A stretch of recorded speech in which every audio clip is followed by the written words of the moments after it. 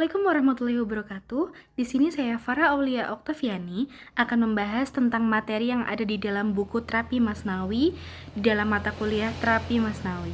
Di sini kita akan membahas tentang materi tentang pola pikir keliru, materi tentang dengan tema kalau aku bertingkah laku sesuai kehendak orang-orang, aku akan kehilangan kebebasanku.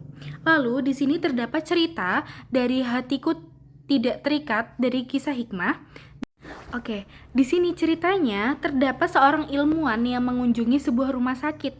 Pada dalam rumah sakit tersebut terdapat seseorang yang sedang kakinya dipasung dan semuanya terikat.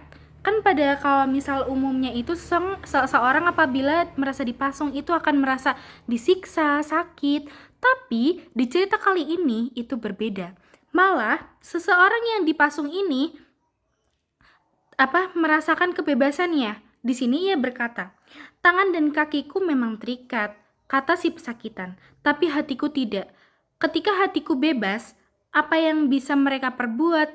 Apa yang engkau sebut dengan dua dunia? Sebuah lautan bernama kebebasan, yaitu yang lautan itu adalah aku."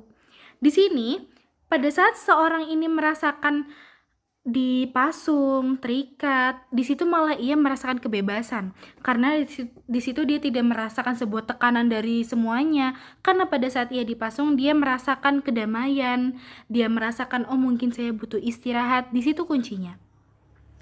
Lalu di sini dapat diceritakan dalam kisah di atas, seseorang pesakitan dan merasakan kebebasan meskipun secara fisik terikat dan diborgol. Sebaliknya, kebanyakan orang-orang yang fisiknya diikat cenderung merasa kebebasan dan atau merasa terikat. Seperti di sini contoh, semua kemewahan atau kemiskinan itu tidak bisa mencerminkan sebuah kebebasan. Contoh, apabila orang yang merasakan kemewahan, hidup semua terpenuhi, tapi mungkin batinnya itu tidak semuanya bahagia, karena harta, tahta, atau kekayaan semuanya tidak menjamin seseorang itu merasakan kebahagiaan atau kebebasan. Karena kebebasan itu tumbuh dari hati, nurani, dan keikhlasan. Mungkin terdapat orang yang sederhana, merasa cukup, tidak berfoya-foya, tapi mereka merasakan kebebasan, mereka bebas melakukan segala hal, tidak terdapat tuntutan apa yang di diri mereka. Seperti itu. Lalu di sini terdapat penjelasan dari Maulana Rumi menjelaskan bahwa cara kita meraih kebebasan yang sebenarnya menggapai kemerdekaan yang sesungguhnya dari segi kebahagiaan, kebebasan hati atau jiwa lebih penting daripada sekedar kebebasan fisik. Lalu, kalian bisa saja mengikat paksa tangan dan kaki seseorang, tapi kalian tidak pernah bisa mengikat hatinya dan jiwanya. Kalian tidak akan mendapatkan sesuatu yang kalian paksakan. Lalu di sini mendapatkan kesimpulan bahwa kebebasan seseorang bukan tergantung pada fisiknya, melainkan jiwanya. Jika seseorang meletakkan kebebasannya pada fisiknya, maka akan muncul pemikiran seperti, kalau aku mematuhi peraturan ini, kebebasanku akan terbatasi. Pemikiran seperti inilah yang membuat mereka semakin terpenjara.